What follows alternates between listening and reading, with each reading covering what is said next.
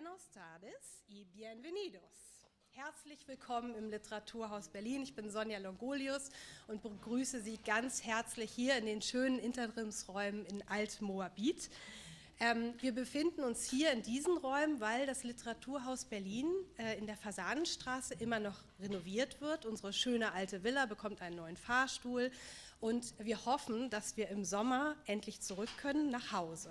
Das heißt, ungefähr ein halbes Jahr sind wir jetzt noch unterwegs und zwar ab der nächsten Woche schon auf dem Tempelhofer Feld im Kabowazi Zirkuszelt. Kommen Sie uns dort auch unbedingt besuchen.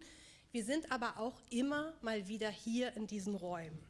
Und heute bin ich wirklich sehr froh, dass wir hier sind, weil das ist ja unser Zuhause momentan und wir waren so viel unterwegs auf der Tour.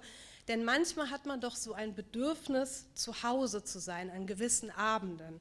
So ein Gefühl von Geborgenheit, vielleicht ein Wohlfühlort. Und heute Abend geht mir das dann ganz besonders so, weil wir stellen ja heute Abend dieses beeindruckende Buch Twilight Zone vor. Und das handelt von einem Bereich jenseits gewöhnlicher Grenzen, einem Zwielichtbereich, in dem die vertrauten Regeln, die wir vielleicht in diesem menschlichen Miteinander haben, nicht mehr gelten. Denn Zone für Zone führt uns Nona Fernandes in ihrem Roman in die Schreckenszeit der chilenischen Diktatur. Durchbricht Zeitzonen, lässt die Geister der Vergangenheit über Repressionen, Entführungen, Folter und das Verschwindenlassen sprechen. Und sie schreibt über die Opfer, sie sagt ihre Namen, di sus nombres. Es sind sehr viele. Twilight Zone ist ein ganz und gar literarisches Buch, ein klug konstruierter Roman mit eindrücklichen Metaphern und filmischen Sequenzen. Sie werden das gleich hören bei der Lesung. Und doch ist dieses auch ein Buch über Zeitzeugenschaft. Es belegt eine Zeit, es gibt eine Evidenz dieser Zeit. Twilight Zone, das wir heute Abend vorstellen, ist 2016 bereits auf Spanisch erschienen und erst vor 2 Jahren ins Deutsche übertragen worden von Friederike von Krieger. Und es freut mich sehr, dass wir es heute Abend in beiden Sprachen präsentieren können. Und dies verdanken wir dem Schriftsteller und Übersetzer aus dem Spanischen und Katalanischen Michael Ebmeier. Und wir verdanken das auch der Dolmetscherin Astrid Fischer, die hier nebenan sitzt und den ganzen Abend auf Deutsch übertragen wird. Und wir verdanken das auch Hevin Tekin, Schauspielerin, die uns die deutschen Texte heute vortragen wird. Also Sie sehen schon, Sie werden die Originalsprache hören, aber Sie werden auch die deutsche Übersetzung heute Abend genießen können. Und ich möchte mich sehr herzlich bedanken bei der chilenischen Botschaft, die uns in der Planung und in der Ausführung des heutigen Abends unterstützt haben. Gemeinsam haben wir diesen Abend geplant und ich freue mich sehr, dass er so gut gelungen ist, dass er so gut gelingen wird vor allen Dingen. Und im Anschluss an die Veranstaltung lädt sie die chilenische Botschaft auch noch auf ein Glas hervorragenden chilenischen Wein ein. Vielen Dank auch dafür. Wir freuen uns sicherlich alle darüber. Und jetzt begrüßen Sie bitte sehr herzlich und mit einem großen Applaus unsere heutigen Gäste auf unserer Bühne. Viel Spaß.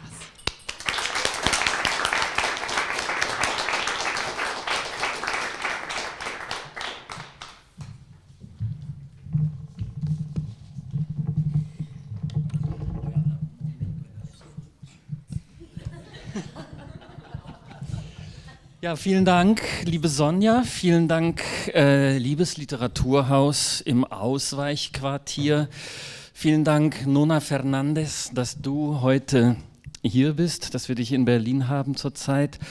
Vielen Dank, Hevin Tekin, für die Lesung des deutschen Textes. Vielen Dank, Astrid Fischer, für die Simultanübersetzung. Und vielen Dank natürlich an die chilenische Botschaft für das Mitermöglichen dieser Veranstaltung. Ich bin sehr froh, dass wir das heute machen können. Es ist ein großartiges, sehr beeindruckendes Buch einer wunderbaren Autorin. Es ist ein Roman über das Leben unter der Diktatur in Chile, Pinochet. Ziemlich lange her, könnte man vielleicht meinen, und doch ist dieses Buch brennend aktuell. La Dimensión Desconocida heißt es im Original, also die unbekannte Dimension. In der deutschen Übersetzung trägt es den Titel Twilight Zone und zwar nach der gleichnamigen legendären US-amerikanischen Mystery- und Science-Fiction-Fernsehserie, die im Roman auch eine wichtige Rolle spielt und die in Lateinamerika unter dem Titel La Dimensión Desconocida lief. Insofern ist Twilight Zone auch nicht wirklich ein anderer Titel als der Originaltitel. Geschrieben hat Nona Fernández dieses Buch. Sie ist eine der wichtigsten Stimmen der chilenischen Gegenwartsliteratur und ist zurzeit hier in Berlin am LCB zu Gast. Wir haben allerdings großes Glück, dass wir sie heute noch mitbekommen, denn morgen reist sie weiter. Übersetzt hat den Roman Friederike von Kriegern und erschienen ist er auf Deutsch im Hamburger Verlag Kulturbooks. Übrigens ist Twilight Zone bereits das 5. Buch von Nona Fernández, das in deutscher Übersetzung veröffentlicht wurde. Wir werden jetzt also das Gespräch auf Spanisch weitermachen und Astrid Fischer wird übersetzen. Das heißt, wenn Sie es auf Deutsch hören wollen, dann verwenden Sie bitte die Kopfhörer, die Ihnen ausgehändigt wurden. Bueno, Nona, así pasamos al español. ¿Qué tal por Berlín? Ahora llevas como 3 semanas acá, ¿no? Claro. Y Sí. una decisión valiente, dejar atrás el verano chileno. Para internarme en la nieve de Eso, Berlín. ¿no? Sí, Llegar a sí. este invierno contundente. Pero tú ya conociste Berlín en otras temporadas, ¿no? He estado, no sé si... primero saludarles. Hola, hola a todas, a todos. Voy a sumarme a los agradecimientos. No voy a repetir, pero sí quiero agradecer a la Literature House. Muchas gracias por la invitación, gracias a ti, Michael, por querer mediar esta conversación. Gracias a la embajada que está aquí presente, Francisco y Carlos, que me acompañan. Bueno, a todas y a todos, para no extenderlo más, pero hay que agradecer, siempre hay que agradecer. Y sí, estoy aquí hace 3 semanas, no conozco Berlín, no me atrevo a decir que conozco Berlín. He estado en Berlín, esta es mi 5ª vez, Ay, sí. es mi 5ª vez, pero Berlín es una ciudad inconmensurablemente grande. Es difícil decir conozco Berlín. He estado y he disfrutado de Berlín en primavera y en verano. Creo que en otoño también, pero nunca había disfrutado de Berlín en el invierno. Me tocaba estar aquí en es invierno. difícil disfrutar Berlín. Pero lo has logrado. Sí, no, pero hasta bonito. Es que cuando uno tiene tan poca...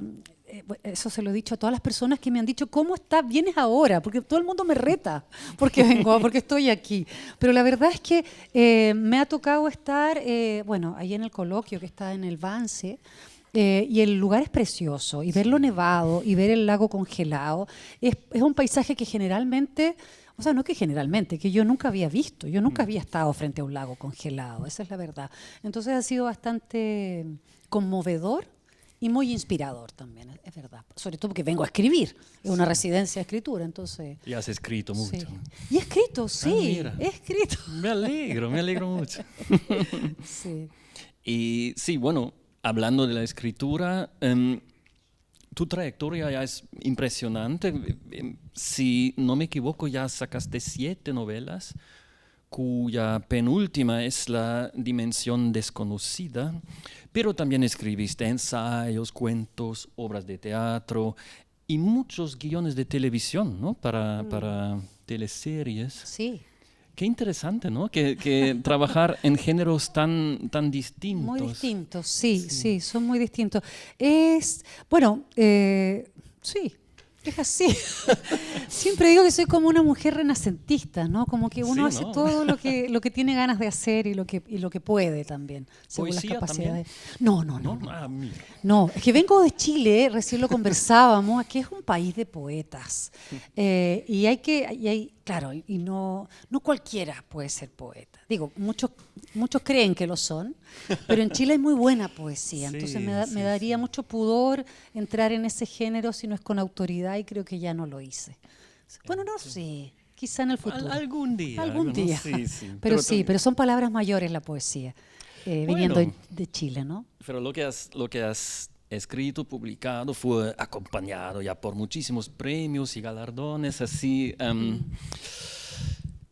Una autodefinición laboral tuya que, bueno, de hace unos cuantos años que encontré en las redes era actriz por gusto, narradora por hinchar las pelotas, pero no olvidar lo que no debe olvidarse, guionista de culebrones por necesidad, chilena, incómoda y a ratos rabiosa. ¿Qué quisieras agregar o cambiar de esa presentación mientras tanto? Sí, tiene un tiempo esa presentación, tiene varios, yo diría que décadas.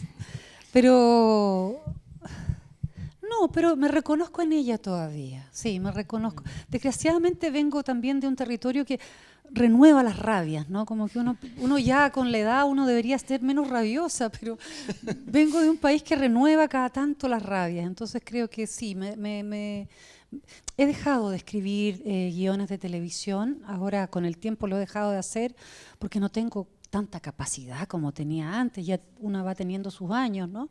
Antes lo hacía todo, ahora no puedo hacerlo todo y eso también lo he dejado, pero sigo sintiéndome muy anclada a esa definición, sí. Es una definición, a mí me gusta mucho. Así.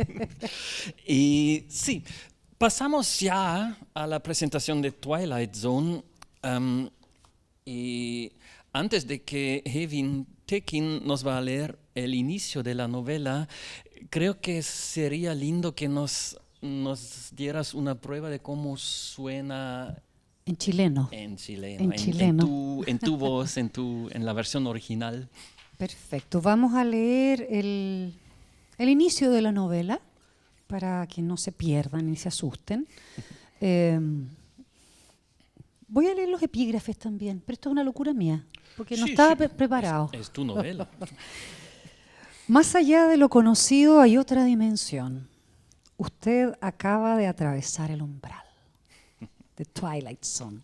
Así partía la serie, la dimensión desconocida.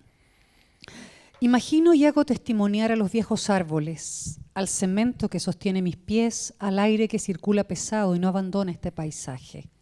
Imagino y completo los relatos truncos, rearmo los cuentos a medias.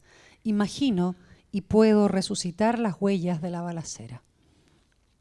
Zona de ingreso.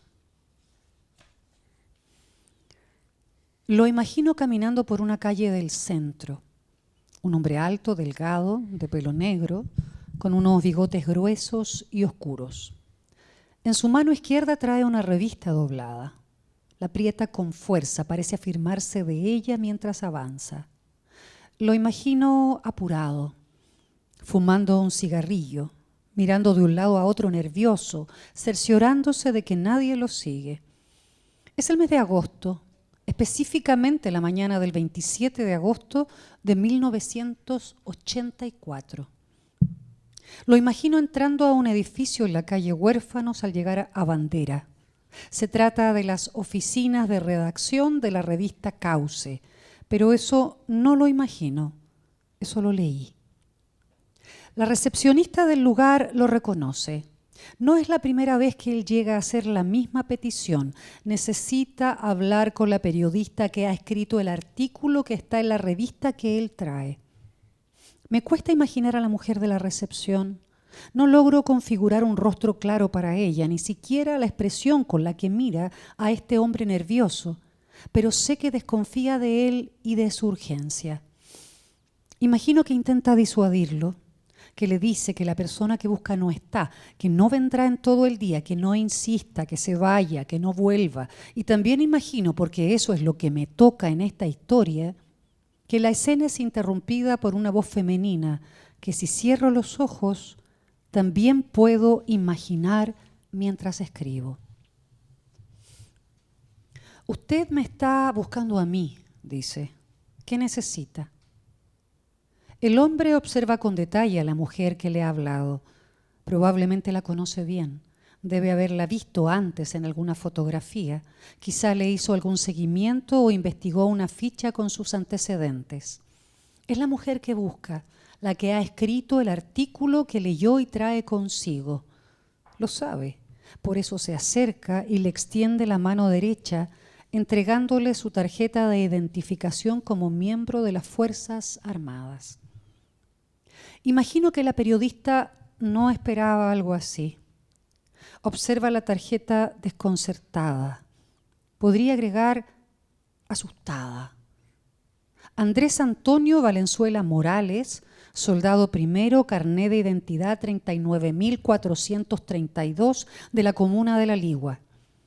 Junto a la información, una fotografía con el número de registro 66.650 que no imagino que leo aquí en el testimonio que la misma periodista escribió tiempo después.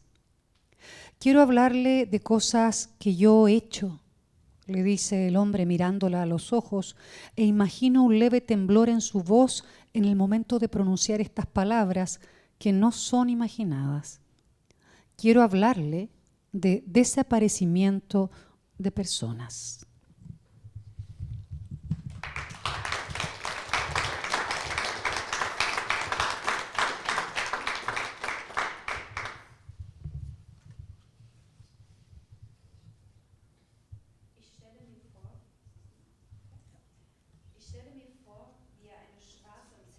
Lang geht. Ein großer, schlanker Mann mit schwarzem Haar und einem buschigen, dunklen Schnauzbart. In der linken Hand hält er eine gefaltete Zeitschrift. Er drückt sie zusammen, als müsse er sich beim Gehen daran festhalten. Ich stelle mir vor, dass er in Eile ist. Er raucht eine Zigarette und schaut sich nervös um und will sicher gehen, dass ihm niemand folgt. Es ist August.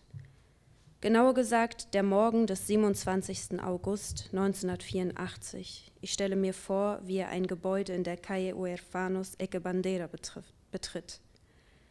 Es sind die Redaktionsräume der Zeitschrift Cauce, aber das stelle ich mir nicht vor, das habe ich gelesen. Die Rezeptionistin erkennt ihn. Es ist nicht das erste Mal, dass er mit der immer gleichen Bitte kommt. Er müsse mit der Journalistin sprechen, die den Artikel in der Zeitschrift geschrieben hat, die er bei sich trägt. Die Frau an der Rezeption kann ich mir schlecht vorstellen. Ihr Gesicht will einfach nicht scharf werden. Nicht einmal den Ausdruck, mit dem sie diesen nervösen Mann anschaut, kann ich mir ausmalen, aber ich weiß, dass sie ihm und seiner Dringlichkeit misstraut. Ich stelle mir vor, wie sie versucht, ihn abzuwimmeln, wie sie ihm sagt, die Person, die er sucht, sei nicht da. Sie werde auch den ganzen Tag nicht mehr kommen. Er solle nicht insistieren, er solle gehen, er solle nicht wiederkommen. Ich stelle mir auch vor, denn das ist meine Rolle in dieser Geschichte, wie die Szene von einer Frauenstimme unterbrochen wird, die ich, wenn ich beim Schreiben die Augen schließe, hören kann. Der Mann sieht die Frau, die ihn angesprochen hat, genau an. Wahrscheinlich kennt er sie. Er wird sie vorher auf irgendeinem Foto gesehen haben. Vielleicht hat er sie mal überprüft oder ihre Akte gelesen. Sie ist die Person, die er sucht, die den Artikel geschrieben hat, den er gelesen und bei sich hat. Er ist sich sicher. Darum geht er auf sie zu, streckt ihr die rechte Hand entgegen und zeigt ihr seinen Mitgliedsausweis der Streitkräfte. Ich stelle mir vor, dass die Journalistin so etwas nicht erwartet hat. Verwirrt schaut sie den Ausweis an. Ich könnte ergänzen, erschrocken. Andrés Antonio Valenzuela Morales, Gefreiter. Personalausweisnummer 39.432 der Gemeinde La Ligua. Neben dieser Information ein Foto mit der Dienstnummer 66.650. Das stelle ich mir nicht vor, das lese ich hier in seiner Zeugenaussage, die dieselbe Journalistin sehr viel später niedergeschrieben hat. Ich möchte Ihnen erzählen, was ich getan habe, sagt der Mann und schaut ihr in die Augen, und ich stelle mir vor, dass seine Stimme ein wenig zittert, als er diese Worte ausspricht, die ich mir nicht vorstellen muss. Ich möchte Ihnen vom Verschwinden lassen von Menschen erzählen.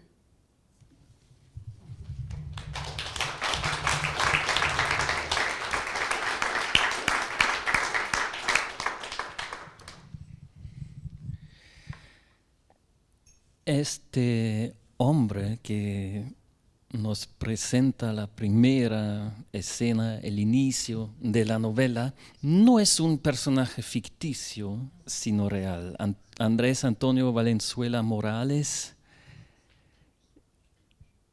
se presenta a una periodista con el deseo de hablar.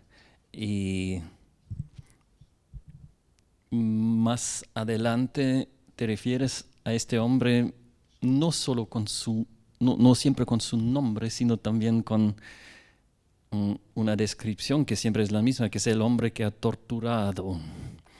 ¿Y cómo decidiste meter a este personaje al centro de tu libro?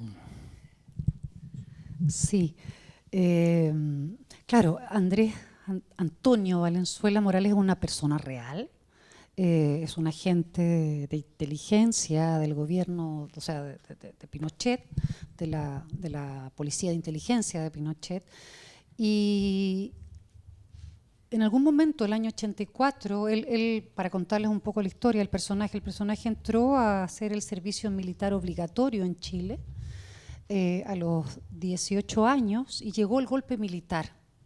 Y en el golpe militar los militares lo tomaron y él comenzó a tener funciones cuidando prisioneros y empezó a escalar y encontraron que lo hacía bien, entonces comenzó a escalar y a tener trabajos a nivel de inteligencia, allanamientos, sesiones de tortura, desaparecimiento de personas. Fue un camino que hizo durante un tiempo, desde los 18 años en adelante.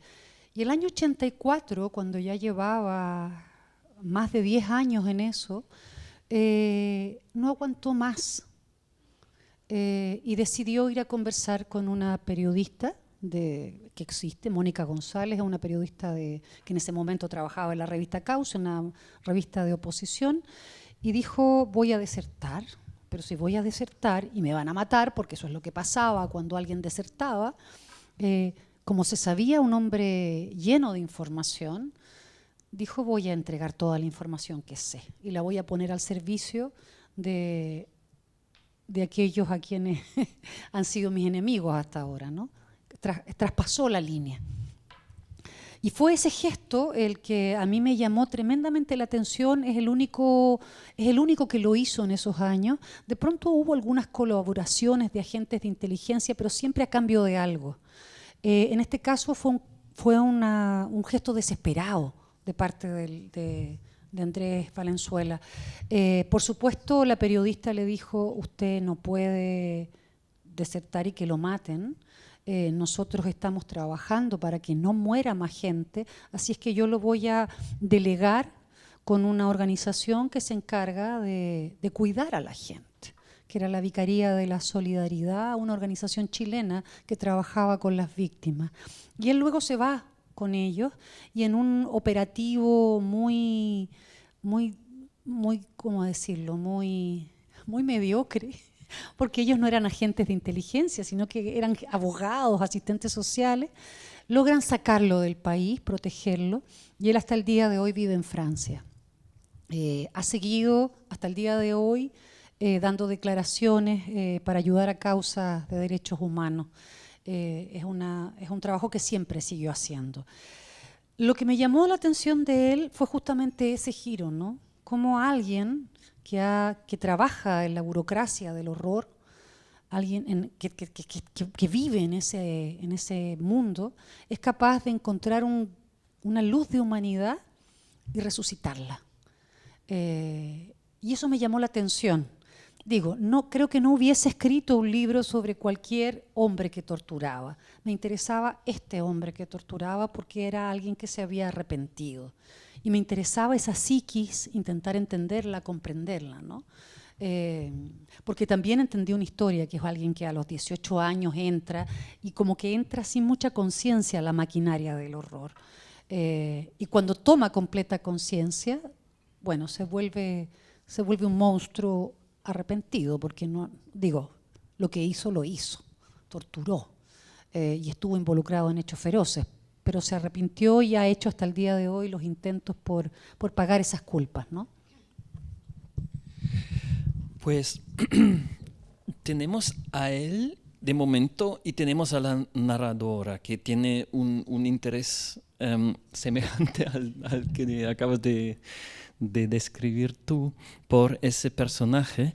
Y creo que ya pasamos al segundo fragmento, porque allí vemos un poco la actitud de tu narradora hacia ese protagonista.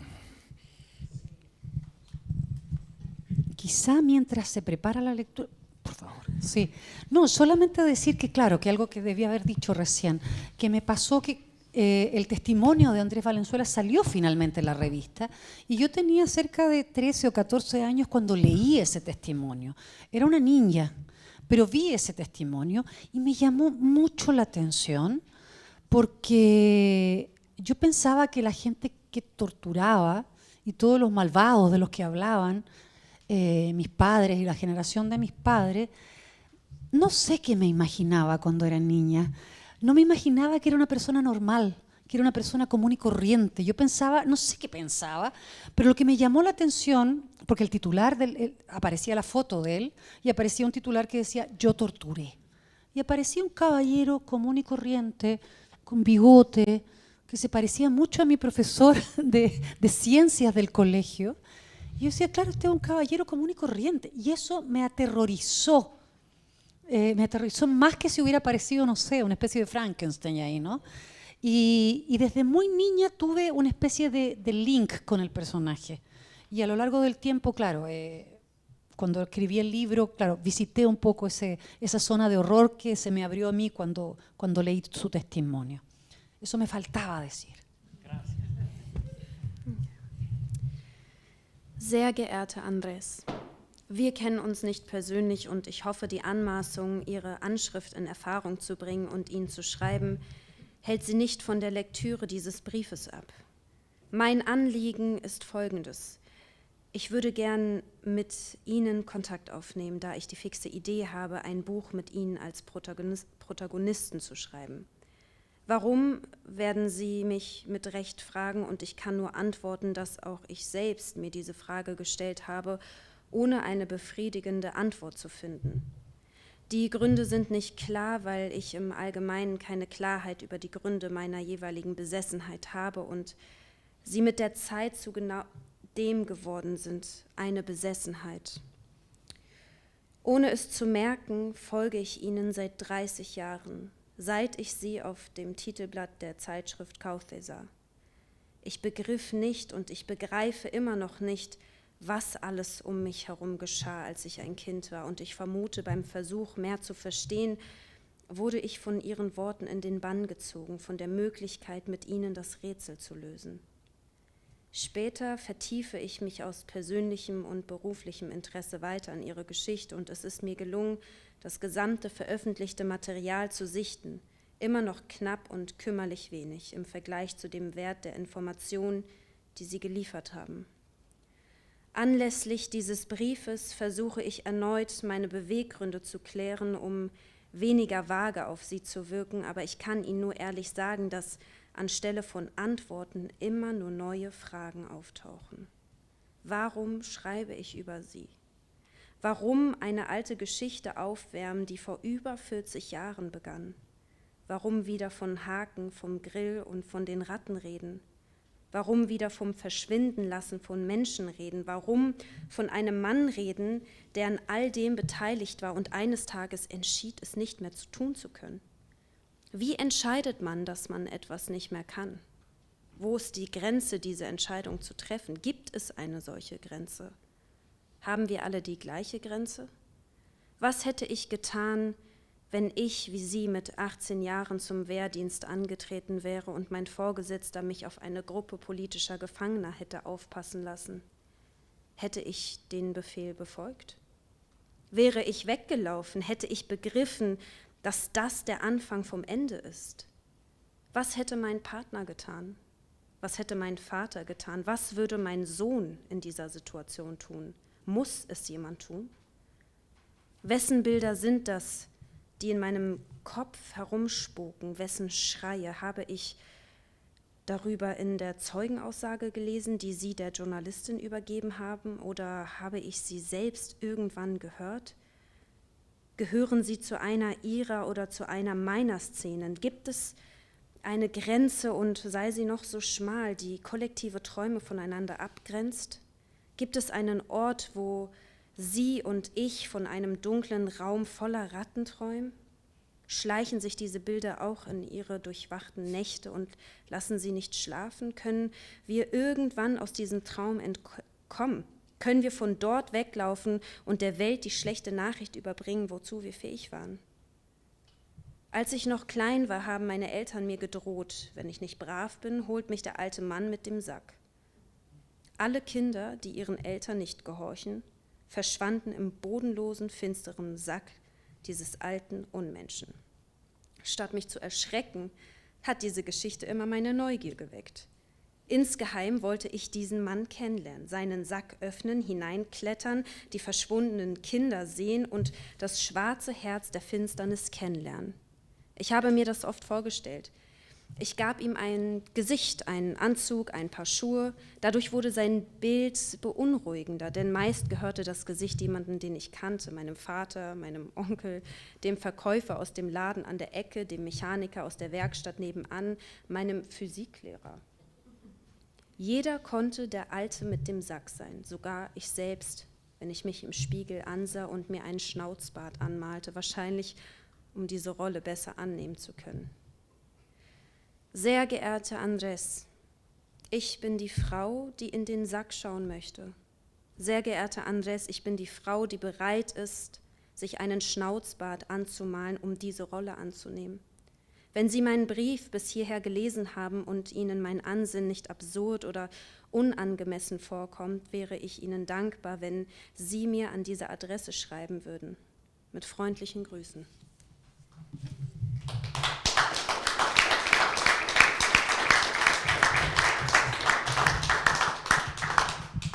Vielen Dank, Hevin Tekin.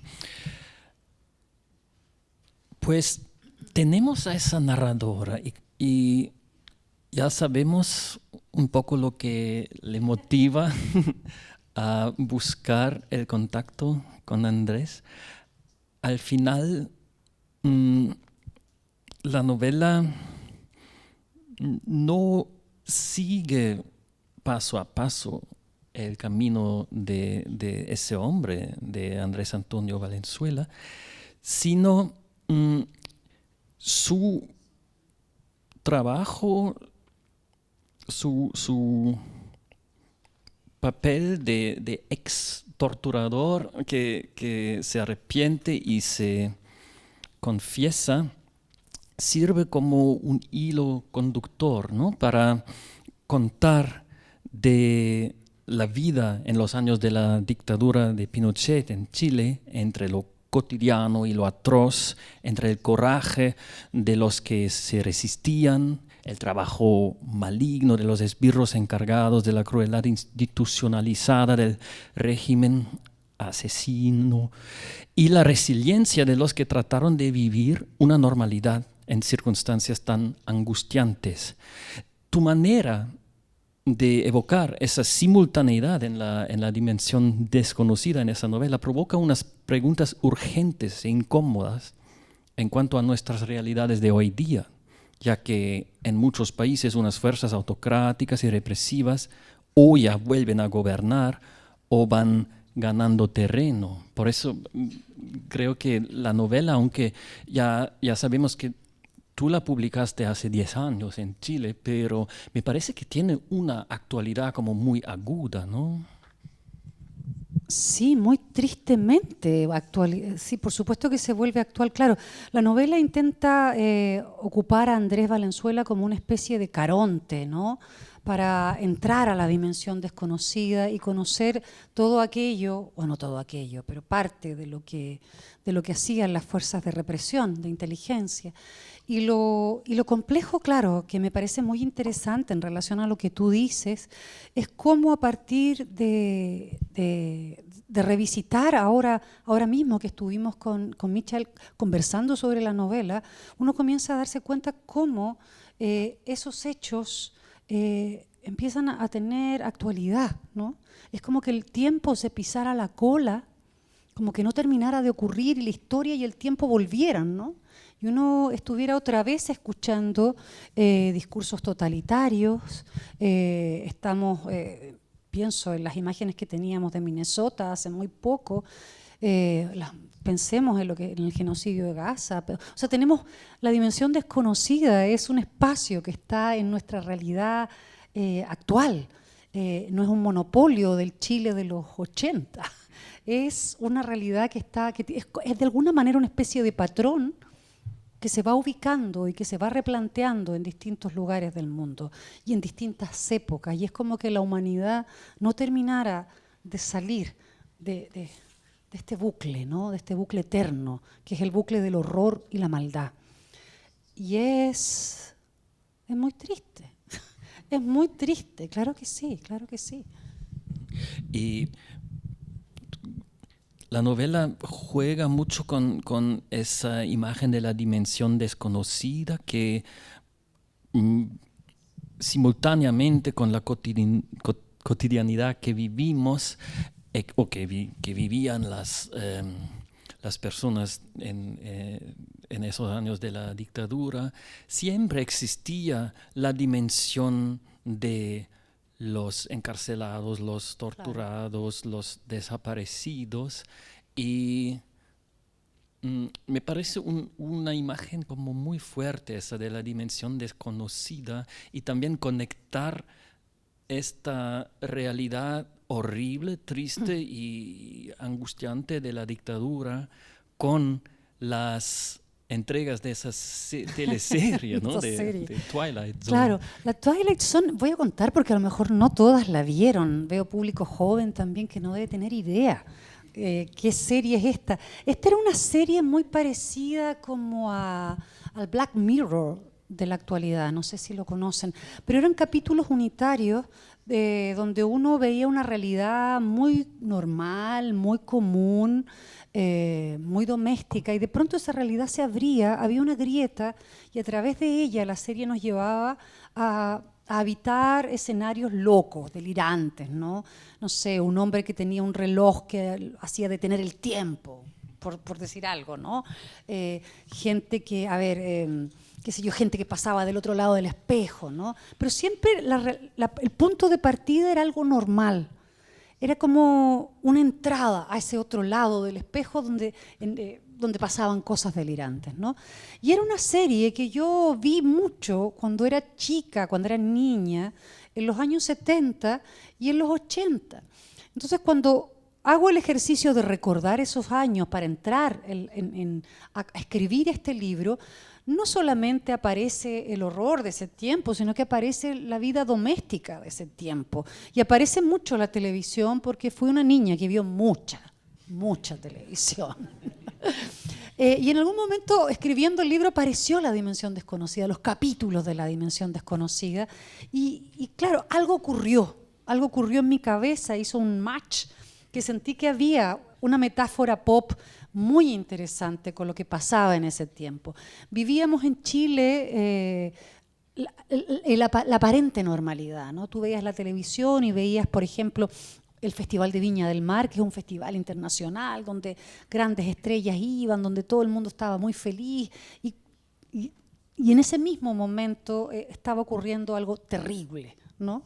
De hecho, desarrollábamos nuestras vidas aparentemente normales y felices, y en la casa de al lado a lo mejor se estaba torturando a gente. El libro habla de eso también, ¿no?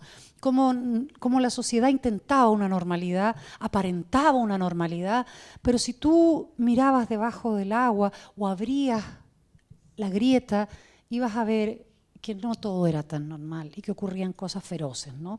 Como un capítulo de la dimensión desconocida. Por eso el juego con la dimensión desconocida. Y claro, empezó a servir como un gran contenedor del libro también, ¿no? Claro que sí. Y eso me parece uno de los aspectos muy fascinantes del libro, que cómo logras describir y hacernos entender que no hemos vivido esa realidad, cómo funciona el paralelismo entre el intento de vivir una vida normal o incluso feliz y esa dimensión desconocida que siempre está presente. Y entre las escenas más fuertes de la novela hay que saber que hay muchas partes de la novela que no tratan de Valenzuela Morales, sino de personas, familias víctimas de la persecución por el régimen y también activistas. Y así, eso de la dimensión desconocida de la teleserie también sirve como tal vez incluso un modo de escapismo para según qué personaje, como relacionando lo que pasa en la vida cotidiana, la vida que les rodea, esos personajes, con las historias ficticias de la dimensión desconocida. Y de hecho, bueno, cosa personal, yo no conocía la teleserie y me informé un poco y me quedé fascinado. ¿Nunca viste la Twilight Zone? No sé por qué. ¿No se daba aquí en Alemania? La Twilight Zone, la dimensión no estoy seguro porque somos de la misma generación Sí, y claro. en teoría Bueno, debería es haberla. muy gringa, es una serie de Estados Unidos, ¿no? Sí, Pero bueno, fue muy popular en Latinoamérica, debo Sí, decirlo. y además vi que como gente como Steven Spielberg o Stephen Hizo un King remake, escribían claro. guiones para esta Capítulos, serie. sí, porque Increíble. ¿no? se volvió a... O sea, hay una primera... El origen es de los años 50. Sí, ¿no? Luego, sí. claro, hay otra en los 70, luego en los 80. Claro, pero es como el Black Mirror de la actualidad. Sí, fascinante. Yo tendré que, que mirar. Y bueno, antes de que volvamos a los temas más siniestros de la novela, bueno, una observación. Tú dices que no escribes poesía, pero hay capítulos de la novela que al menos en la diagramación alemana se leen como poemas, se ven como poemas y también yo diría que son poemas, pero son poemas así fuertes, de mucho contenido. Sí, son brutales. Es que sabes que, claro, yo lo que hice para construir esta novela, lo primero que hice fue leer el testimonio de Andrés Valenzuela, ¿no?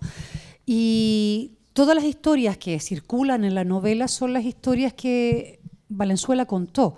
O sea, él detuvo a tal persona, por lo tanto relató la historia de esa persona y yo investigué un poco más y logro componer esas historias acá, las historias que Valenzuela fue contando en su testimonio. No todas, por supuesto, hice una especie de curatoría, pero el testimonio de él era bien impresionante, tuve la posibilidad de escucharlo también, porque me llamó la atención, hablaba en frases cortas, muy secas, y se iba construyendo una especie de ritmo en esa escritura. Y cuando empecé a traspasar esas frases, empecé a jugar con las frases y a ir poniéndolas como en verso, porque digo, está trabajado de todas maneras, pero son las frases de Andrés Valenzuela. Durante mucho rato yo voy poniendo el relato de Valenzuela y organizándolo y componiéndolo y ustedes lo van a leer. Hay un momento donde yo ya después empiezo a jugar y me apropio de eso y empiezo a construir, claro, testimonios que él no los dio así, me apropio de su voz, ¿no? Y de su forma. Pero claro, es por eso que está escrito así, porque me pareció que era muy extraño como él. Sí, yo fui, lo detuve, caminamos, era muy raro, pero era así cortado y lo organicé de esa manera. Y terminó, claro, parece un poema, un extraño, un poema bizarro y muy ominoso, pero sí, un poema. Pues vamos a escuchar un ejemplo de esa dimensión desconocida poética de los testimonios de Andrés Valenzuela.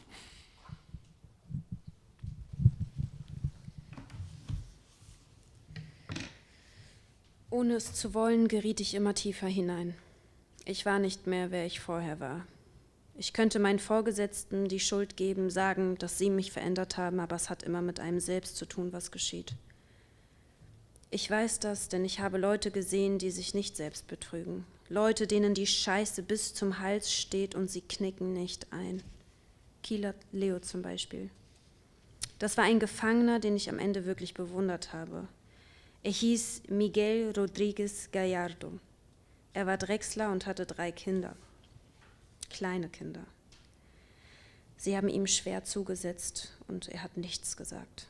Sie haben ihm Stromschläge verpasst, ihn geschlagen, ihn eingesperrt. Er hat nichts gesagt. Kieler fand Möglichkeiten, einen klaren Kopf zu bewahren und nicht zusammenzubrechen. Kieler hörte ganz genau auf die Geräusche, konzentrierte sich auf Gerüche, Temperaturen, auf die Formen und die Farben dessen, was er sehen konnte, wenn seine Augen nicht verbunden waren. Wir sind am Flughafen von Cerrillos, sagte er einmal zu mir. Wie willst du das wissen? Das könnte auch Pudahuel sein oder der Luftwaffenstützpunkt von El Bosque. Ich höre Tag für Tag die Anweisungen vom Tower und kein einziges Mal haben sie einem Kampfflugzeug die Starterlaubnis erteilt und auch keinem Passagierflugzeug. Das muss Cerrillos sein, sagte er. Und er hatte recht. Als sie ihn ins Nido 20 brachten, erriet er, wo er war. Das ist die Haltestelle 20 der Gran Venida, sagte er. Die Sirenen, die immer zur gleichen Zeit heult, ist von der Wache, wo ich Feuerwehrmann war. Kieler wusste, wann Tag war, Kieler wusste, wann Nacht war, Kieler roch den Duft der Blumen und erriet den Wechsel der Jahreszeiten. Wenn er im Wandschrank eingesperrt war, suchte er Bilder in der Holzmaserung und baute sich daraus Geschichten, er fand Märchen. Er erkannte uns am Gang. Er rief uns bei unseren Namen, wenn er unsere Schritte hörte, und er lag immer richtig. Sein Kopf war klar, viel klarer als meiner. Eines Nachts ließen sie mich holen. Sie sagten, ich solle Spieße, Spaten, ein paar Maschinengewehre und einige Liter Brennstoff in einen Laster werfen. Dann gaben sie uns eine Liste mit Gefangenen. Die mussten wir fesseln und ihnen die Augen verbinden. Einer von ihnen war Kieler. Er war seit über 4 Monaten bei uns. Sie werden dich freilassen, log ich, als ich ihm die Augen verband. Ja, sagte er, ich werde frei sein, aber nicht zu Hause. Bevor ich ihn fesselte, gab er mir die Hand, er streichelte mich, ich gab ihm eine Zigarette und er bedankte sich. Ich fing an zu weinen, als ich ihn fesselte. Ich weinte leise, versuchte es vor ihm zu verbergen, doch wir wussten beide, was passieren würde. Kieler fuhr mit den anderen Gefangenen in einem Laster fort. Ich hatte seinen Personalausweis, außerdem hatte ich seinen Führerschein, seine Uhr, seine Brieftasche. Ich musste alles verschwinden lassen.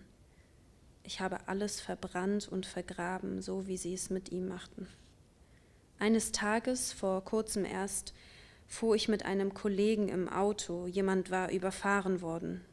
Die Leiche lag zerfetzt unter einem Bus. Mein Kollege fuhr ganz langsam vorbei. Ich merkte, dass er gern hinschaute. Ich konnte nicht, ich drehte den Kopf weg.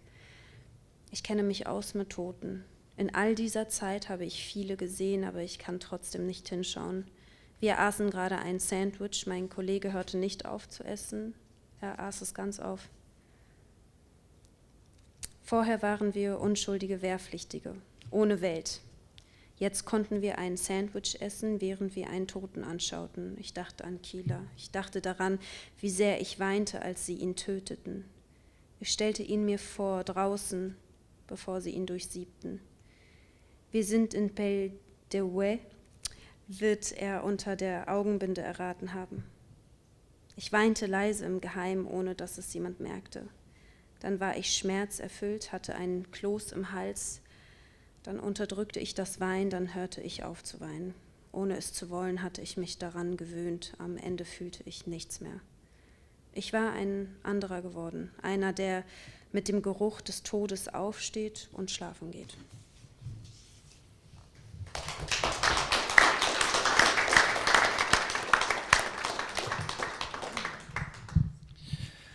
Ja, ich weiß nicht, wie es Ihnen geht, aber ich finde, das ist eine besonders starke Stelle. No sé cómo lo ven ustedes, pero para mí es perdón. Perdón. Es como un pasaje clave de esta novela porque ahí veo como un traspaso entre la descripción o la recapitulación sobria de Andrés Valenzuela hacia una narración más comprometida, más afectada también. Así claro que se nota como él no solo comienza a cuestionar lo que está haciendo, sino como la compasión o un sentimiento como muy humano va creciendo dentro de él y va ganando terreno y al final ser lo dominante. ¿Es esta una de las cosas que él dijo así o es una cosa que... No, sí, tal Wow. cual, con todo lo del sándwich. De hecho, creo que en esa oportunidad fue como que, en chileno decimos así, le hizo un clic, ¿no? Una especie de insight, cuando se dio cuenta que su compañero podía ver sangre y ver un muerto en la calle, que ojo, era un muerto atropellado, no era parte de lo que ellos hacían, pero cuando vio ese atropello y vio que su compañero podía seguir comiendo, algo le pasó, como que se vio en ese hombre, ¿no? Y ahí comenzó como a tener más conciencia de lo que estaba empezando a sentir, porque él decía que lo estaba sintiendo hace un tiempo. Más adelante el libro lo cuenta, pero él comenzó a ir a un psicólogo, pidió asesoría psicológica, y claro, los psicólogos que lo atendían era un psiquiatra de la misma agencia de inteligencia. Entonces él no le podía decir, sabe que me estoy arrepintiendo, caballero, porque claro, no podía decirlo. Y claro, se llevaron a cabo una serie de exámenes y de tratamientos que no funcionaron, y en algún momento él reventó y dijo voy a ir a hablar y me van a matar y no pasa nada. Vivía una realidad muy descolocada, contaba también que en algún momento dejó de tocar a sus hijos, no se atrevía a tocarlo porque sentía que él olía muerto. Él tenía esta idea de que olía a muerto porque se levantaba con ese olor y se acostaba con ese olor. No quería tocar a su mujer, no quería tocar a sus hijos, dejó de ver a sus padres. Se sentía un monstruo. Empezó a tener conciencia de la monstruosidad en la que estaba metido. Y cuando no soportó más, y entendió que no había tratamiento psicológico que la agencia de inteligencia de Pinochet pudiera darle que lo sanara, fue a hablar con la periodista. Ese fue el camino que hizo, ¿no? Pero fue un camino un poco largo también de eso. Pero claro, y creo que ahí es donde a mí me parece, hay algo que me llamaba la atención del personaje y es sin duda este insight o este encontrarse con su humanidad, ¿no? Pero pensaba mucho en cómo siempre se nos ha enseñado la historia en los colegios, en los libros, donde siempre en la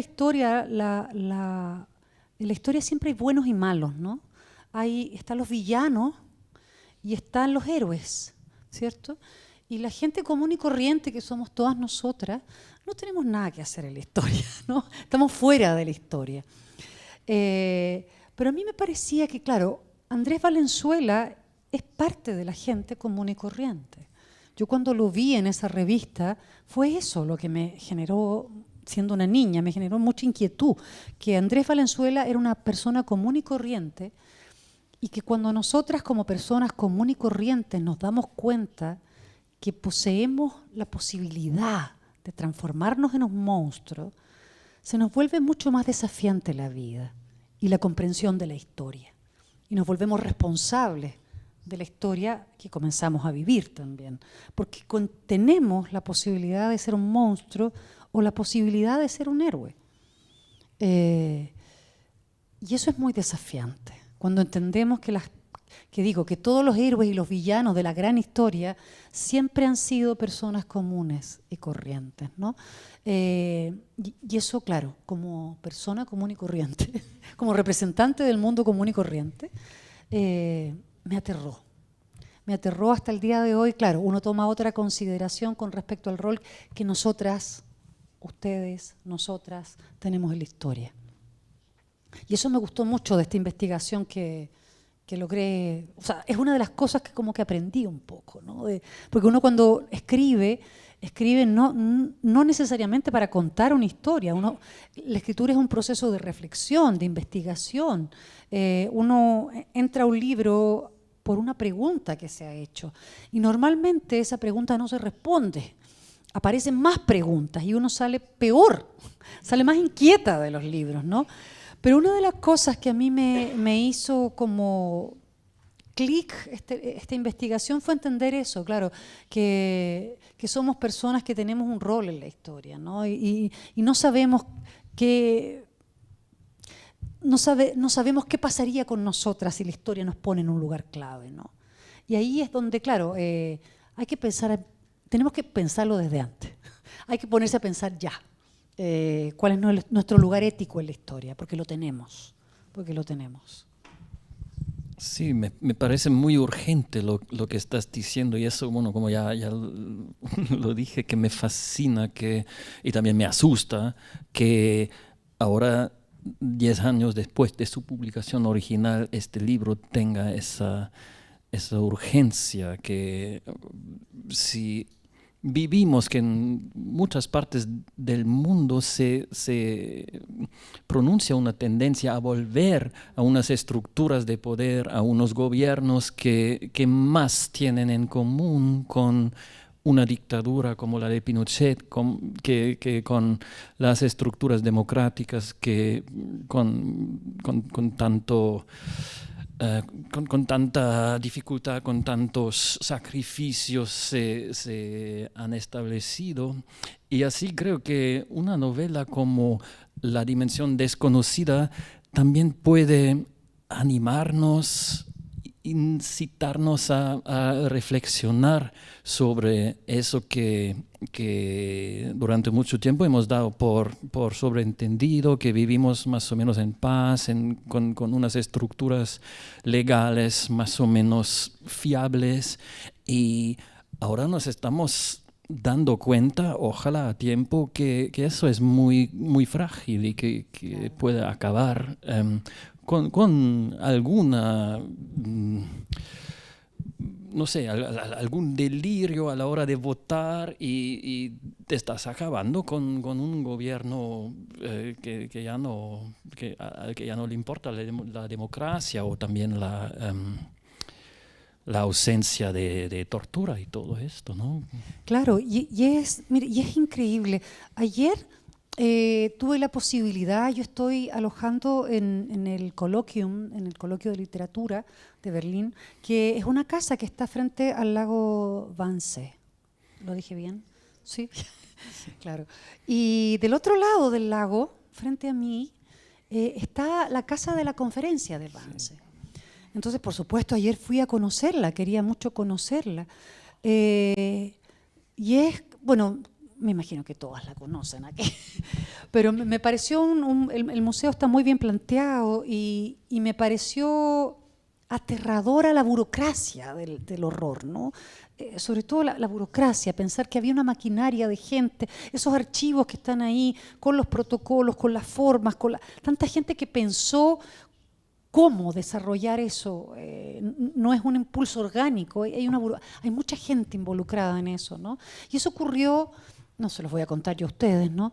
Ustedes saben cuándo ocurrió, pero claro, pero ya tanta similitud que tiene en el caso chileno con la dictadura de Pinochet, hay tanta similitud, y hay tanta similitud con lo que podría llegar a ocurrir aquí, digo aquí, no aquí, en el mundo en general, si seguimos tomando los mismos caminos, ¿no?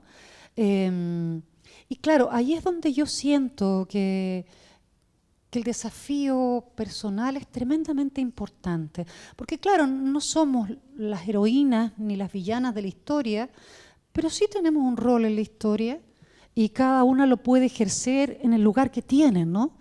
Y ese lugar tenemos que ejercer nuestra propia ética.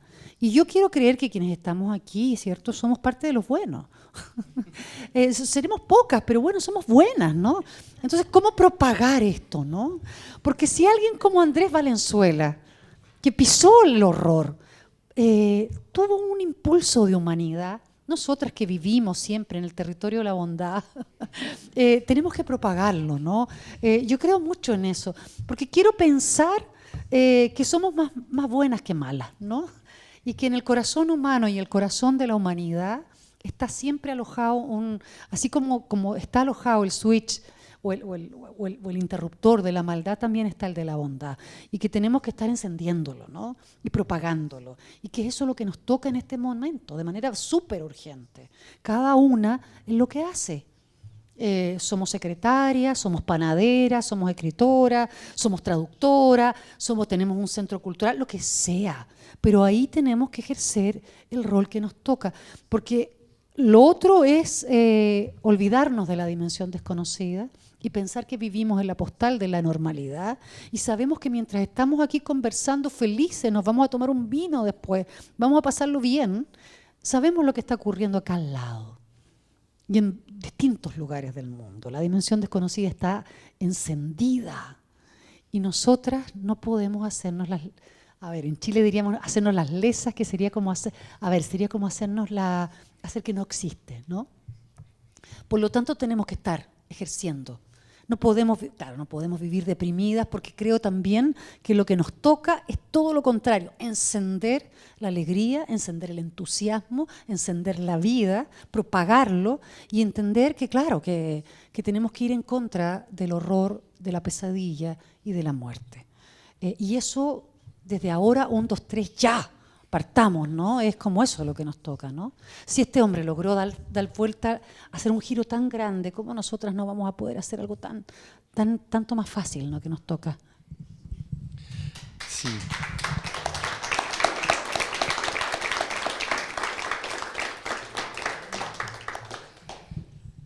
Antes de volver por un último fragmento de lectura a la historia de Andrés Valenzuela, quería preguntarte una cosa, porque esta investigación que hiciste me parece como una tarea muy dura y también, según me consta, es como una continuidad en tu obra narrativa, eso de la dictadura y de investigaciones así.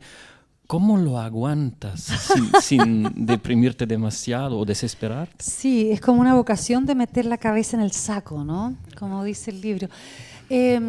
Mira, yo creo que hay dos cosas. No eres la primera persona que me lo pregunta. Mi psicoanalista también me lo pregunta. Y mi familia también me lo pregunta. Yo creo que hay algo interesante que tiene que ver con la creación. Yo creo que ahí está la clave. Y es que yo disfruto mucho el proceso creativo, ¿no? Disfruto mucho de la escritura, disfruto mucho, bueno, yo también soy actriz, trabajo en el teatro y disfruto mucho del escenario. Hay algo ahí extraño que me cuesta también entenderlo, pero que pasa cuando uno está creando. Y a mí el ejercicio creativo me entretiene muchísimo, me gusta, me desafía.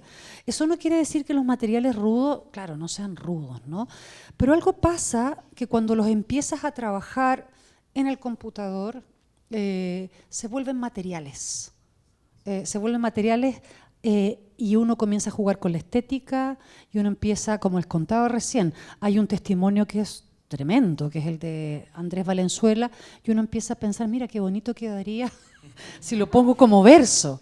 Uno empieza a jugar con los materiales, porque lo que uno tiene como objetivo siempre en el momento de la creación artística es la entrega.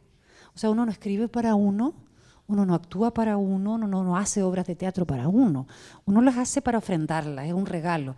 Y en ese ejercicio del regalo yo creo que está la clave, porque ahí es donde empiezo a pensar cómo hacer de este material difícil, complejo, algo que ustedes puedan leer y que no se abrumen en el momento de leerlo, porque digo, no sé si lo logro, pero ese es el intento, ¿no? Siempre pienso cómo hacer de estas historias que son difíciles, que son complejas, que son rudas, algo que ustedes, en lo cual ustedes puedan entrar y puedan terminar el libro, puedan salir y puedan propagarlo también, ¿no? No como un interés personal de que mi obra se expanda, sino que porque son historias que me parece que deben ser conocidas, ¿no? Entonces pongo mucha energía en el cómo, y el poner la energía en el cómo, en la forma de los libros, en la estética de los libros, hace que el trabajo sea más, no sé si más liviano, sí, se me hace más liviano, se me hace más liviano. Lo que no quiere decir que haya momentos difíciles, sí, sí. Y con el tiempo y la acumulación, sí, sí. No sé si uno sale libre, digo, si uno no paga algún precio por meterse en estas historias, pero digo, lo hago feliz, lo hago feliz. Pues después de su confesión, el hombre que torturó Valenzuela Morales, Andrés Valenzuela, se escapa hacia otra dimensión desconocida, que es el exilio en Francia, donde, como ya nos has comentado, sigue viviendo a estas alturas. También es un fragmento muy, sí, muy de un suspense que me encanta de la novela, este pasaje por la frontera argentina y todo esto, que ya nos comentaste que no fue organizado de manera como muy profesional, sino fue claro, ese era como abogado que fue con él y claro. si te detienen yo voy a protestar o cosas así. Claro, es que claro, lo que hacen con Valenzuela, la gente de la Vicaría de la Solidaridad, es sacarlo del país, pero como yo les contaba, ellos no eran agentes de inteligencia, eran abogados, eran asistentes sociales, y intentaban hacerlo lo mejor posible, pero claro, era todo muy precario, pero lo lograron, claro, lo lograron. Y parte del relato es justamente el momento en que lo sacan por la cordillera, lo sacan a la Argentina, porque él estuvo por el sur de Chile, por una ciudad que se llama, bueno, pasa Bariloche, que es una ciudad argentina, y de ahí toma un avión a Buenos Aires, y de Buenos Aires sale finalmente hasta Francia. Pero todo eso fue, el libro lo narra, un camino difícil y lleno de, a ver, no sé qué palabra que no sea un modismo chileno me puede servir, de chascarro, que es como de, ¿cómo decirlo? A ver, de peripecias, exactamente, de peripecias, incluso hasta risibles a veces, ¿no? Por lo precarias que eran, pero lo lograron, lo lograron. Pues como último fragmento del libro vamos a escuchar un poco de la llegada o el primer tiempo después de llegar Andrés Valenzuela a Francia. Y estoy pensando si tal vez otra vez nos lees al menos un fragmentito en la versión en la versión alemana, sí, que es la 195, ahí es 96.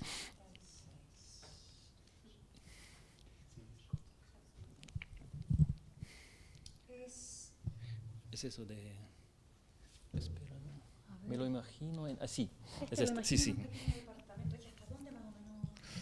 Como quieras, ¿sabes? Sí, ese fragmentito, Perfecto. Lo imagino en un pequeño departamento de un poblado francés. Quizá no es un departamento, sino una cabaña. Un lugar sencillo en medio de una aldea cercana a la frontera con Suiza. Una zona con pocos habitantes donde la policía francesa que lo protege puede controlar la entrada y salida de cualquier extraño. Lleva ahí apenas unas semanas. Está solo, no conoce a nadie y los vecinos hablan una lengua indescifrable. No puede leer los diarios, no entiende lo que hablan los locutores de las noticias, ni el chofer de la micro, ni el almacenero. Apenas sí maneja la moneda. Y aunque el poblado es pequeño, aún se pierde en sus calles. Igual que el coronel Cook, de aquel viejo capítulo de La Dimensión Desconocida, el hombre que torturada ha sobrevivido a su viaje por el espacio, pero su odisea contra la soledad y el miedo apenas comienza. Es un terrícola perdido en un planeta extraño. Tras su salida de Chile por el sur, viajó a Buenos Aires y de Buenos Aires tomó un avión a París. Ahí estuvo un tiempo hasta que la Sécurité lo trasladó a este lugar que ahora es su lugar, un territorio desconocido, pauteado por un tiempo muerto y sin traducción.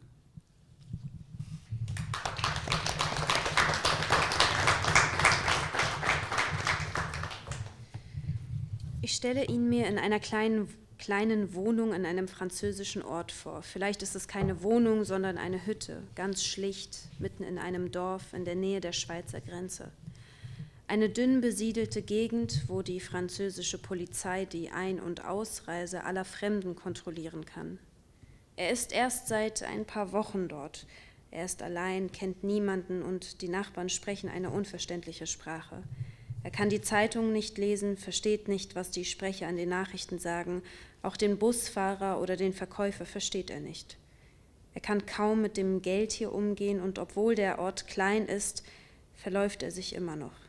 Genau wie Colonel Cook in jener alten Folge Twilight Zone hat der Mann, der gefoltert hat, seine Reise durch den Weltraum überlebt, aber seine Odyssee durch die Einsamkeit und die Angst fängt gerade erst an. Er ist ein Erdling, gestrandet auf einem fremden Planeten. Nach seiner Ausreise aus Chile ist er aus dem Süden nach Buenos Aires gefahren und in Buenos Aires hat er ein Flugzeug nach Paris genommen. Dort war er eine Weile, bis die Sécurité ihn an diesen Ort brachte, der nun sein Ort ist. Unbekanntes Terrain, geprägt von einer toten Zeit, ohne Übersetzung. Es fällt mir schwer, ihn mir dort vorzustellen. Nachdem er Chile verlassen hat, wird alles unscharf. Seine Worte sind hier geblieben. Sie tun das ihre in der Aussage, die er der Journalistin und dem Anwalt übergeben hat. Aber der Mann, der gefoltert hat, so wie er war, der verschwimmt. Sein Schnauzbart verschwindet, die Konturen seines Gesichts, seine gesamte Statur verblasst, verliert die Farbe, so wie diese alten 70er-Jahre-Polaroids aus meiner Kindheit. Mir bleiben nur Bruchstücke seines Bildes, vereinzelte Spuren dieses Fotos, das ich auf dem Cover der Zeitschrift Kauté gesehen habe und das ich jetzt wieder auf dem Bildschirm meines Computers lade. Mein Gesicht spiegelt sich im Glas, mein Gesicht verschmilzt mit seinem. Ich sehe mich hinter ihm oder vor ihm, ich weiß es nicht. Ich sehe auf dem Bild wie ein Geist aus, ein Schatten, der ihn umgibt, wie ein Spion, der ihn heimlich beobachtet. Ich glaube, teilweise bin ich das auch. Ein Spion, der ihn heimlich beobachtet. Mit Mühe stelle ich ihn mir vor, wie er an einem Morgen an seinem Zufluchtsort frühstückt. Es ist ein Märztag 1985 und ein paar Wintersonnenstrahlen dringen durch ein kleines Fenster. Er tunkt ein Croissant in den Kaffee und hört Radio, obwohl er wenig oder nichts versteht. Der Sprecher beginnt mit den Nachrichten. Das weiß er, weil der den Jingle kennt, der vorher kommt. Die Wörter sind nur Geräusche in diesem unverständlichen Leiern der fremden Stimme. Plötzlich hört er, dass sie eine Nachricht aus Chile ankündigen. Er versteht es genau, Rapport du Chili. Der Mann stellt das Radio lauter, als könne er damit eine unmittelbare Übersetzung aktivieren. Er geht mit dem Ohr ganz nah an den Lautsprecher und inmitten einer Flut unverständlicher Sätze hört er, dass sie wieder und wieder das Wort égorgé wiederholen. Égorgé, sagt der Sprecher. Égorgé. Und durch das ständige Wiederholen nimmt dieses Geräusch Form und Gewicht an. Égorgé, denkt er selbst und fragt sich, was das bedeuten könnte. Genau wie wir es uns fragten, als wir das Wort zum ersten Mal auf Spanisch von der Stimme eines anderen Sprechers hörten, eines Chilenen einige 100 Kilometer weit weg. Égorgé, das hört der Mann, der gefoltert hat, in diesem entlegenen Dorf, in das sie ihn gebracht haben, während in Chile im gleichen Augenblick oder in einem anderen, früheren in den Radios das gleiche Wort auf Spanisch ausgesprochen wird. Degollados. Der alte Rabe kreischt an diesem französischen Fenster. Der Mann weiß, was das bedeutet.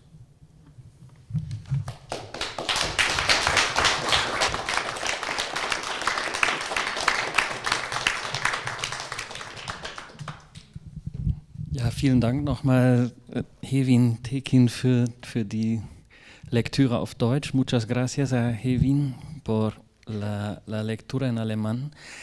Así, ja, die Toten mit den durchgeschnittenen Kehlen, los muertos degollados, son una de las imágenes muy fuertes que salen hacia el final de la novela.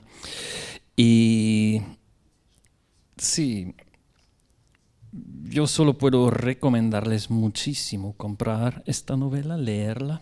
Y a ti, antes de que abrimos tal vez esto para preguntas del público, si hay interés, algunas, poquitas,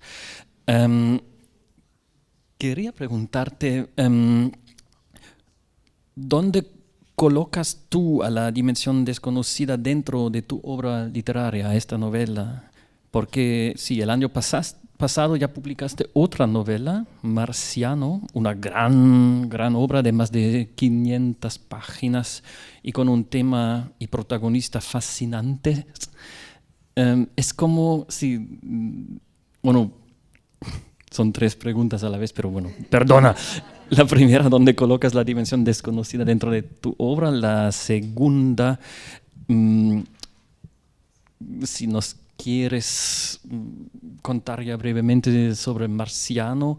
Y la tercera, si vamos a poder leer Marciano también en alemán. Perfecto, sí. ¿Dónde ubico la dimensión desconocida? A ver, yo creo que, claro, yo escribí una primera novela que se llama Mapocho. Mapocho es el nombre del río que cruza mi ciudad, Santiago de Chile. Y desde esa primera escritura, ¿cómo decirlo? Se fundó como una especie de mapa, sin que yo lo supiera. Y lo que he ido haciendo a lo largo del tiempo es ir visitando distintos lugares de ese mapa. Es como si en la escritura de ese libro hubiese tomado una hebra y una hebra me llevó a una historia, a otra, y se fueron iluminando lugares de ese mapa.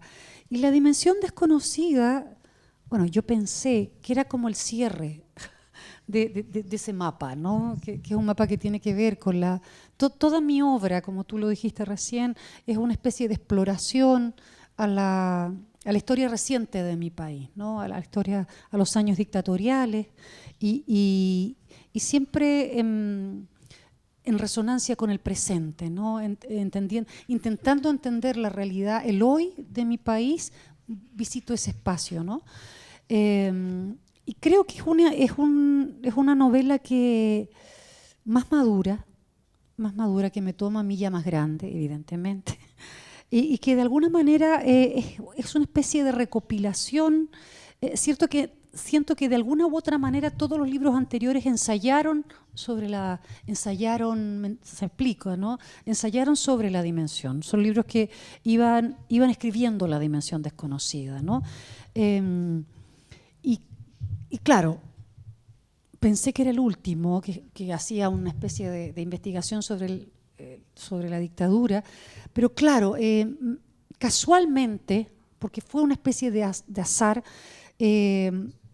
hace unos 4 años atrás, y aquí voy a hablar de Marciano, tuve la posibilidad de comenzar a tener conversaciones con Mauricio Hernández Norambuena, que es un ex guerrillero chileno, perteneció a una agrupación armada que se llama el Frente Patriótico Manuel Rodríguez, que fue una agrupación armada que luchó contra la dictadura chilena. Fueron los responsables de un atentado que se hizo a Pinochet, al dictador Pinochet. No lo mataron, pero fueron los responsables de esa acción, que fue una acción bastante importante en años dictatoriales. El Frente Patriótico se planteaba, no sé si acabar con la dictadura, yo creo que no era así, pero sí debilitarla, ¿no? Y Mauricio Hernández fue parte de ese grupo, incluso fue parte del grupo que atentó contra Pinochet, cayó preso tiempo después, se fugó en una fuga estelar de la cárcel de alta seguridad de Santiago, tuvo un largo periplo, Cuba, México, y terminó en la guerrilla colombiana. Fue detenido en Brasil el año 2019, no, perdón, 1900, el año 2000 más o menos, y estuvo preso en Brasil durante mucho tiempo y extraditado a Chile el año 2019. Y yo el 2020 comencé a tener conversaciones con él por una serie de televisión que se iba a hacer. Una productora me convocó a hacer un proyecto de serie de televisión, y para eso pidió una autorización para que yo pudiera conversar con Mauricio, que iba a ser la fuente de investigación, ¿no? La serie no se hizo, la productora se peleó, nada funcionó. Y yo ya llevaba un año conversando con él. Y me quedé con un permiso y con una relación. Lo visitaba todos los viernes y le dije, mira, no hay serie de televisión, todo se fue al carajo, pero si tú quieres, yo me gustaría escribir un libro sobre ti, sin saber en ese momento cómo iba a ser el libro ni nada. Me interesaban cosas que a la serie de televisión no le interesaban. La serie de televisión, por supuesto, tenía que ser con grandes acciones, con amores, con, qué sé yo, balaceras y todo aquello. Pero a mí me interesó más el personaje, un personaje que ha estado preso más de 25 años en condiciones muy estrictas, y me interesó mucho ese encierro. ¿Qué pasa con la psiquis de una persona que ha estado encerrada durante tanto tiempo? ¿Qué pasa con su cordura? ¿Qué pasa con su memoria? Que me pasó algo muy, muy impresionante con él. Es un personaje que tiene una memoria tan clara porque no construye recuerdos, su realidad es todos los días igual, ¿no? No construye nuevos recuerdos, entonces el pasado está muy presente. La realidad del encierro es muy extraña, no es como nuestra realidad, los límites son otros, el presente y el pasado y probablemente el futuro se mezclan. Los vivos y los muertos también están muy vivos ahí, los muertos están muy presentes, él conversa mucho con sus muertos de manera muy extraña, es como una especie de estrategia psíquica para mantener la cordura. Y además me encontré con un personaje que lee mucho. Durante su presidio ha leído más de un libro diario. Es un lector impresionante. Él mismo no se da cuenta del nivel de lectura que ha ejercido. Ha leído más que todas nosotras juntas. Yo cuando me entrevisté con él por primera vez, bueno, él sabía que yo era escritora, es un hombre de inteligencia también, tenía una ficha larga mía. Y sabía que me iba a impresionar si hablaba de libros. Entonces lo primero que hace es hablar de libros, ¿no? Y me menciona la poesía de Ezra Pound. Y yo quedé muy impactada porque el comandante Ramiro, ese es su nombre, o sea, su chapa de combate, leía a Ezra Pound, que es un poeta, quienes no lo conocen, un poeta bastante facho, de derechas, ¿no? Muy, muy, muy facho, pero impresionante, es un tremendo poeta, ¿no? Y es una poesía que, claro, que no el mundo común la conoce, sino que el mundo más bien literario. Entonces yo quedé muy impresionada con él. Y claro, y de ahí en adelante conocí a un lector impresionante y que, yo debo decirlo, su trabajo literario, o sea, su lectura lo ha modificado bastante. Tiene una apertura de conciencia muy, muy distinta. Quien ha leído un libro así, y él, como ha leído él, y él me decía, durante mucho tiempo no tenía contacto con otras personas, solamente con el gendarme que le llevaba la comida, no tenía la posibilidad de ver la luz del sol, y se fugaba, él me decía eso, me fugaba cuando tomaba un libro.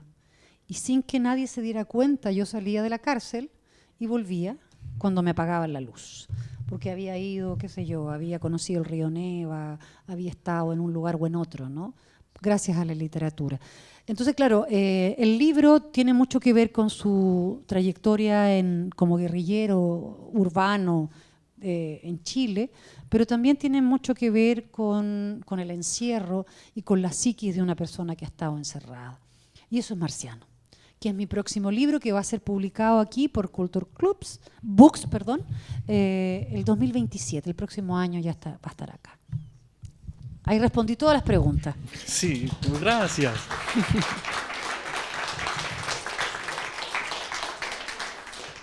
Sí, muchísimas gracias, Nona. Muchísimas gracias, Hevin. Muchísimas gracias, Astrid.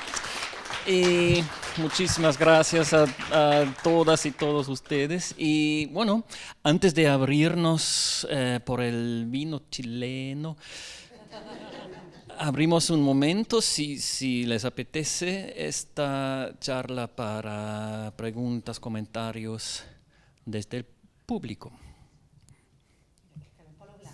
Una pregunta, ¿tú le has enviado el libro o sabes si Valenzuela leyó tu novela? ¿Valenzuela? Esta, sí, la leyó. Yo no tomé nunca contacto con él. Eso es algo que me parece interesante también contarlo. Yo cuando partí la escritura de este libro, por supuesto yo dije, este libro termina, así pensaba yo, con que yo llego a Francia a conversar con Andrés Valenzuela, ¿no? Pero mientras fui escribiéndolo y fui conociendo a todas las personas que lo ayudaron a salir de Chile, desde la periodista hasta el último abogado que lo sacó, me di cuenta que, claro, Valenzuela siempre quiso ser un fantasma y que no era yo la persona que tenía que sacarlo de ese lugar, ¿no? Que era un poco, ¿cómo decirlo? Un poco loco de mi parte, un poco soberbio de mi parte ir a tocarle la puerta y exponerlo como él no se quiere exponer. Entonces trabajé con el fantasma de Valenzuela y no con él. Pero sé que el libro le llegó porque me ha mandado mensaje. Me ha mandado mensaje. Y eso fue, claro, primero me aterré, la verdad es que me aterré porque si bien se arrepintió y todo, bueno, igual, no sé, pues me dio miedo. Pero no, me dijo, el primer mensaje que me llegó fue muy escueto y decía, sé que no lo voy a decir tal cual, pero decía algo más o menos así, en frases cortas, decía, leí su libro, me gustó mucho, muchas gracias. Sí, y después hay un libro que apareció, voy a ser muy irresponsable porque no recuerdo el nombre de la escritora que lo entrevistó, y en ese libro él habla de este libro. Es una especie de entrevista que le hicieron personalmente, que es un libro que tiene poco tiempo, puede ser 5 años. Es un libro, una especie de libro periodístico, digamos, ¿no? No es un libro literario. Y en esa entrevista larga él hace mención a este libro también y se toma un pedazo del libro para escribirme una carta, como la que yo le escribo aquí. Sí. Y eso es muy interesante, eso fue muy interesante, sí. Pero no lo conozco.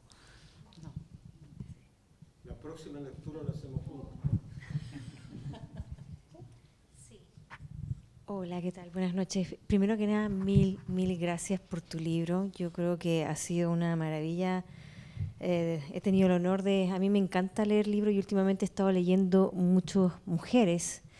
Y hoy día hemos hablado bastante sobre la historia de él, pero a mí lo que me impresionó es la forma en que tú escribes este libro, el estilo que tienes, y no sé si la pregunta es para ti o para alguien que analiza tu obra, pero ¿cómo describes tú esta forma fresca de cómo dar la vuelta a las historias y mantener sorprendido qué viene después?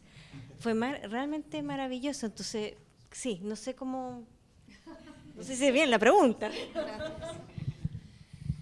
No sé, hace un rato les hablé del cómo, ¿no? Para mí lo más importante en la escritura es el cómo. Ni siquiera la historia, ni siquiera lo que quiero decir, es el cómo. Creo que cada libro es distinto. Como somos distintas nosotras, cada cuerpo de un libro es distinto, por lo tanto, el cómo va a ser entregada la historia es súper importante, ¿no? Y eso tiene que ver con las estructuras de los libros. Yo no sé escribir un libro igual al otro, me aburre mucho escribir un libro igual al otro. Entonces, claro, este libro es bien raro porque tiene una estructura bien híbrida, que es un poco ensayo, un poco crónica, un poco archivo, porque ya les contaba yo que hay pedazos del testimonio de Valenzuela que yo los pongo tal cual. Los organizo como poema, pero los pongo tal cual. Y cuando partí este libro, yo voy a ser muy honesta, yo lo que quería hacer era una obra de ficción. Yo dije, voy a escribir una novela de agentes, muy de persecución, una cosa de ficción donde quizá los personajes no iban a ser los personajes. Pero cuando fui investigando la historia me enamoré tanto de cada uno de los personajes que circulan en este libro que sentí que yo no podía intervenir la realidad y que lo único que podía hacer era jugar un poco a ser como un DJ. A jugar con los materiales, ¿no? Y a ver qué ponía primero, qué ponía después, cuando repetía algo, cómo cortaba, qué ponía. Y el libro se fue construyendo así. Y a ratos, claro, es un libro que cuenta mucho cómo fue escrito también, ¿no? A ratos aparecían episodios de mi realidad cotidiana que tenían que ver con el libro, ¿no? Porque cuando uno escribe, todo tiene que ver con los libros que uno escribe. Quienes escriban lo van a saber. Entonces también algunos de esos episodios iban cayendo en el libro también, ¿no? Una visita al Museo de la Memoria con mi hijo, una visita al cine a ver un documental histórico con mi madre, que lo vemos solas las dos en el cine, porque nadie tenía interés en ver un documental sobre la dictadura. Y claro, voy combinando esas cosas también. Pero es parte del... Ese es el trabajo. Ese es el trabajo, claro.